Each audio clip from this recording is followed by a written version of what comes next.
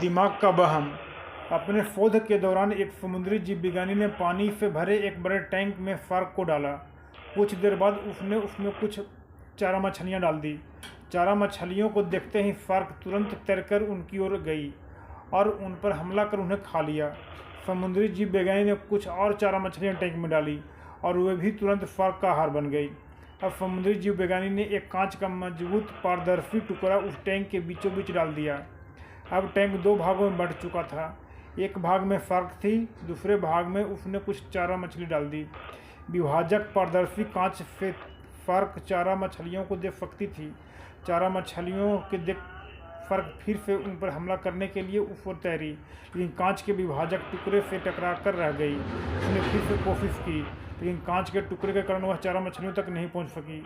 Shark ने दर्जनों बार पूरी आक्रामकता से 7 चारा मछलियों पर हमला करने की कोशिश की, लेकिन बीच में कांच का टुकड़ा आ जाने के कारण वह सफल रही।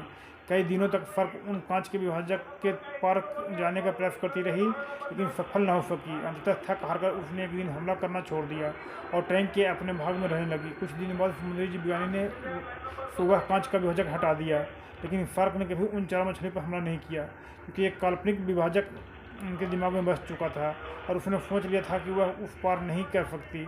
सीख: जीवन में असफलता का सामना करते करते हम अंदर से टूट जाते हैं और हार मान लेते हैं। हम सोच लेते हैं कि अब चाहे कितनी भी कोशिश कर लें, सफलता हासिल करना नामुमकिन है, और उसके बाद हम कभी कोशिश ही नहीं करते, जबकि सफलता प्राप्ति के लिए अनवरत प्रयास आवश्यक है।